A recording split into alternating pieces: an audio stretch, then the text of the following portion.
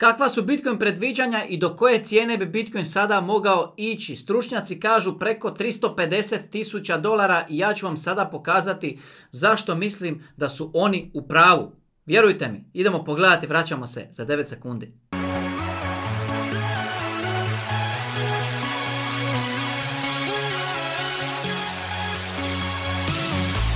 Veliki pozdrav, dobrodošli na kanal Kripto teme, drago mi da ste ovdje, isto tako drago mi da nas pratite na kriptoteme.io na našem portalu. Hvala vam najljepša i svi ste dobrodošli svakodnevno, barem jednom u danu provjerite vijesti, a ovdje drago mi da znate da ništa nije bilo, nije i neće biti financijski niti kripto savjet. Ako vam treba savjet, na krivom ste mjestu i molim vas otiđite s ovog kanala. Ako niste sposobni sami donositi odgovorno vaše odluke u ovom kripto svijetu, molim vas nemojte gledati ovaj kanal, sami ste odgovorni za sebe i ništa se ovdje ne smije shvatiti kao nagovor ili savjet. Idemo dalje. Senatorica Loomis, bolesna objava, znači bolesna objava, ljudi. Mi nju pratimo već dugo vremena, međutim, evo, prije 4 sata senatorica Loomis izjavila je točno ovo. Prije toga je stavila naravno laser eye, stavila je future is bright, ali pogledajte slovo B.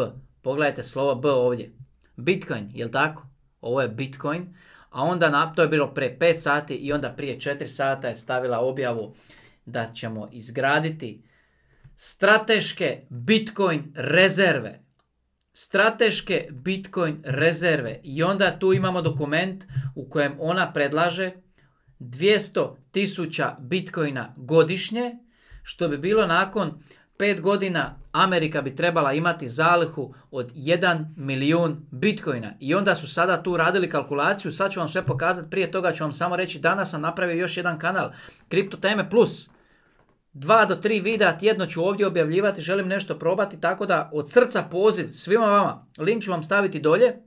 Ili ovdje kad ste na portalu Kripto teme, evo tu vam je zakačen, evo ga, možete i ovdje pronaći. Znači tu vam je zakačen, slobodno, Kripto teme plus, ako naletite negdje na YouTube-u, znajte, ja sam to kreirao, nije scam, nije neko sad kreirao pa da nas tu nešto zafrkava i tako dalje. Moje je, ja sam, zapratite, hvala vam lijepo. Međutim, vratimo se na nju. Ovo je jako bitna tema. Ovo je jako bitna tema. Evo ovaj nalog je napravio jednu kalkulaciju, napravio jednu matematiku. On je rekao kad se podijeli sve što kupuje Michael Saylor, kad se sve izračuna koliko Michael Saylor kupuje, koliko MicroStrategy kupuje, ovi su puno jači igrači. Međutim, nije samo važno to. Ako Amerika planira kupiti 200,000 Bitcoina godišnje, ljudi već znate, ptičice na grani znaju da Bitcoina ne može biti više, da ga može biti samo manje, da se ne može printati kao američki dolar, da se ne može duplati, da se ne može tiskati, da ne može paliti printere i tako dalje. Potražnja sve veća, njega sve manje u bilo čemu u svijetu. Kad imate veću potražnju, a toga nečega nema na tržištu, tom nečemu cijena raste. Međutim, ovdje mi pričamo na primjeru MicroStrategy koji je razvalio svih ovih godina i sad su mnogi drugi počeli kopirati MicroStrategy-evu taktiku preko Metaplanet kompanije i mnogih drugih. Međutim, u trenutku kada jedna država kao što je El Salvador odluči kupovati 1 Bitcoin dnevno, to je simpatično, pa imamo još neke državice koje bace oko i sve to lijepo pratite, pa razvale.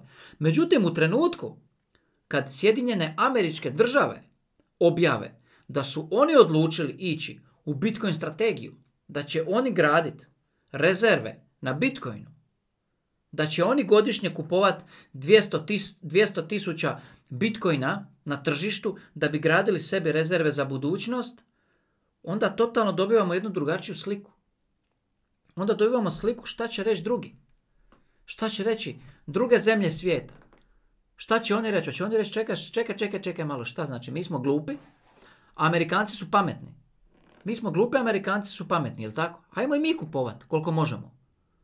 Ajmo mi. Šta je Wall Street glup? Su američke kompanije glupe?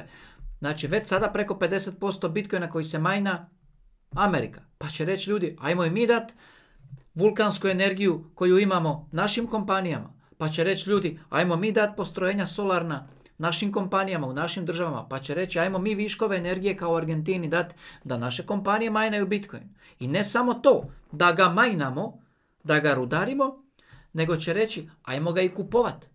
Koliko možemo, onoliko koliko možemo. Nećemo kao Amerikanci 200.000 komada godišnje, ali da vidimo koliko možemo. Pa da vidimo da li je dio naše strategije. Jer sada Amerika će mu dati legitimitet. Imamo pro-Bitcoin predsjednika, imamo pro-Bitcoin potpredsjednika, imamo pro-Bitcoin skoro sve ljude uključene u cijelu tu priču, u cijela ta ekipa koja sad preuzima vođenje Sjedinjenih Američkih Država, imamo skoro sve senatore pro-kripto, imamo znači jednu totalno drugu priču i mislim da ljudi uopće nisu svjesni šta nam se dogodilo, u kojem pravcu Amerika ide, u kojem pravcu Bitcoin ide i u kojem pravcu svijet ide. I jedan takav trenutak kada i ako, vjerojatno hoće, Amerika odluči se otvoriti najviše prema Bitcoinu, ja mislim da nas tada čeka nešto što se zove domino efekt, da će tada krenuti takav cirkus, a Bitcoina na mjenjačnicama nema dovoljno. OTC trgovina nema ga dovoljno uopće.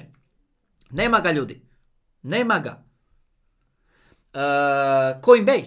Coinbase imaju, ajmo reći, najveće količine trenutno spremne za prodaju. Vi njima pokucate na vrata i kažete treba nam $1 milijardu Bitcoina. Oni vam prodaju $1 milijardu Bitcoina. To se ne vidi na čartu. Međutim, Coinbase ima sada već ispod $30 milijardi Bitcoina spremnog za prodaju u OTC trgovini. $30 milijardi zvuči jako puno, jel tako? Wow! Oni to imaju sve na novčanicima. Međutim, taj novac, masa kad krene, ta količina, masa kad krene, to vrlo brzo nestane. OTC trgovina istopit će se to lako.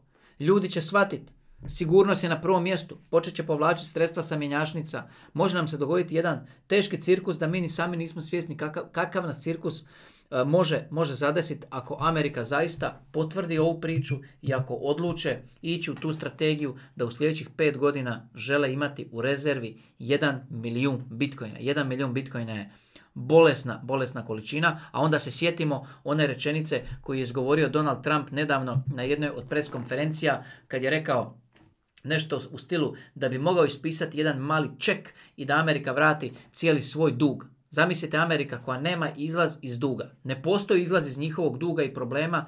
Izlaz je samo jedan. Znate koji je izlaz? 400.000 Bitcoina, izračunali su. Treba im 400.000 Bitcoina i treba im cijena za jedan Bitcoin $13 milijuna. $13 milijuna treba koštati jedan Bitcoin. Pa nije loša matematika, jel tako? A mi tu pričamo, neko kaže da mu je kasno sad kupovati Bitcoin, jer ajme majko, Bitcoin je sad na ko zna koje cijeni, to je zakasnio sam i tako dalje. I zato svako neka radi matematiku za sebe, a meni se čini da Amerika itekako radi matematiku za sebe. Pridružite nam se na Buy Me a Coffee, zaključani tekstovi, zaključane kripto istrage, jedan totalno drugačiji put, jedna totalno drugačija priča. Pridružite nam se ovdje, pogledajte i ostala videa i naravno zapratite i naš novi kanal. Ljudi, veliki pozdrav!